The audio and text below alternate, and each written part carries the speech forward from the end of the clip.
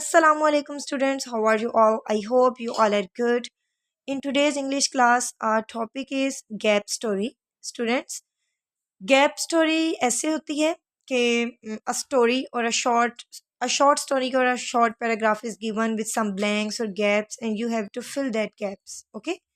ये होता है ऐसे ही है कि आपको एक पैराग्राफ की स्टोरी दिया हुआ है और उसमें गैप्स होंगे, यानी जैसा ब्लैंक्स होते हैं ना, फिल इन द ब्लैंक्स, खाली जगह, तो गैप का भी वही मतलब होता है कि खाली जगह होगी and you will fill these gaps. Okay, तो उसको हम कह देते हैं गैप स्टोरी है। ठीक है, तो बेटा इसमें टू टाइप्स की गैप स्टोरी हो सकती है। एक होगी विद पिक्चर्स, ठीक है, उसको हम लोग एक पिक्चर्स के साथ होगी। ठीक है, पिक्चर्स दी हुई होंगी, आप उन पिक्चर्स को आइडेंटिफाई करेंगे।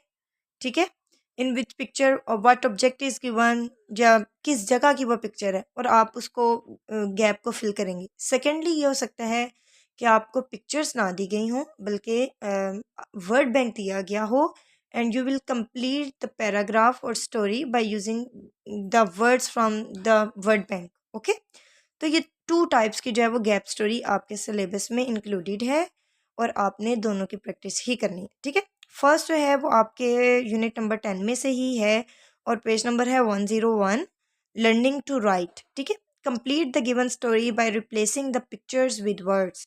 ठीक है, उन्होंने भी ये कहा है कि कंप्लीट करें स्टोरी को और आपने रिप्लेस करना है पिक्चर्स को वर्ड्स के साथ, यानी आपने पिक्चर्स की जगह वर्ड्स को लिखना है।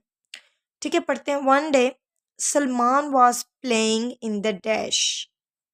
तो आप पिक्चर में बेटा देख सकते हैं कि एक बड़ी सी जगह है और वहाँ पर हर तरफ सब्जा ही सब्जा है। तो आपको पिक्चर से भी आइडिया होगा और आपको सेंटेंस से भी आइडिया होगा। प्लेइंग है ना, तो कहाँ खेलेंगे। ठीक है, वैसे तो प्ले ग्राउंड भी हो सकता है लेकिन ये प्ले ग्राउंड नहीं है। प्ले ग्राउंड में इतनी घास और ये मतलब नहीं होती ना, सारी ग्रीनरी वगैरह। तो ये है बेटा, इसको हम मेनली कहेंगे गार्डन। ठीक है, गार्डन।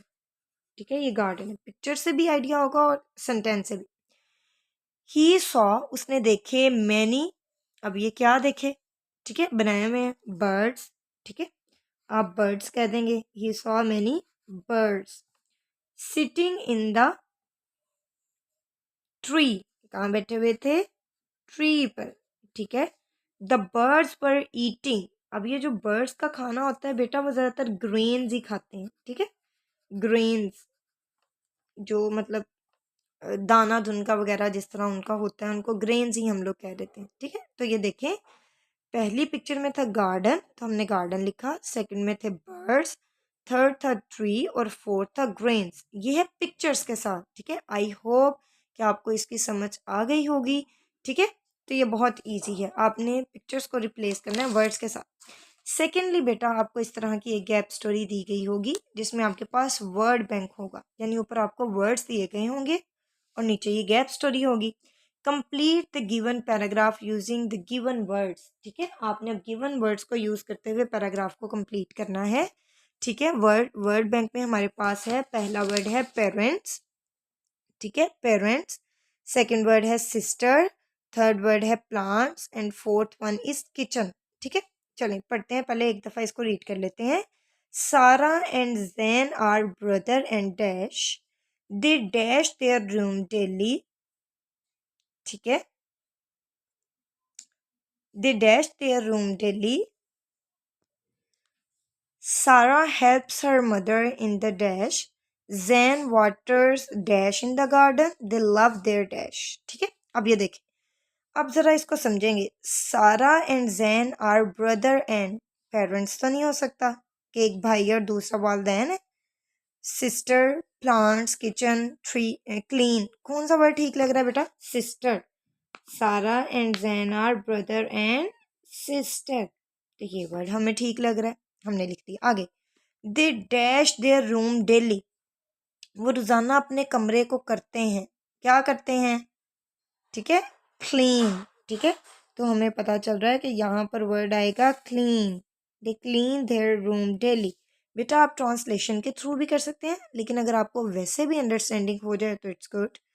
सारा helps her mother in the kitchen. ठीक है, इधर आएगा किचन, क्योंकि बाकी वर्ड्स तो बेटा आपको पता चल रहे हैं कि सूटेबल ही नहीं है। Helps there mother in plants या पेरेंट्स, ये तो नहीं सही लग रही। किचन, ठीक है, किचन आगे है Jain waters dash in the garden. तो किसको पानी देगा बेटा? प्लांट्स को। ठीक है। दे लव देयर पेरेंट्स। ठीक है, कि वो दोनों अपने पेरेंट्स से बहुत ज़्यादा प्यार करते हैं। तो ऐसे बेटा हमने जो वर्ड जहाँ पर जो है वो फिक्स हो रहा है, जहाँ पर पुट किया जा सकता है, वहाँ करके हमने अपनी गैप स्टोरी को फिल करना है। फिल करने के बाद एक दफ़ा हमने पढ़ना भी है कि क्या सेंस क्लियर हो रही है। Sarah and Zain are brother and sister. They clean their room daily. Sarah helps her mother in the kitchen. Zain water plants in the garden. They love their parents. जी, sense ठीक है, sentence structure भी ठीक है। तो ये हमारी gap stories का मीन्स है कि हमने इसको बिल्कुल सही तरीके से फिल किया है। ओके स्टूडेंट्स, अब एक गैप स्टोरी मैं आपको उसकी पिक्चर सेंड करूंगी। You will write that gap story on your notebook and you will complete that story. Okay, अल्लाह हाफिज़।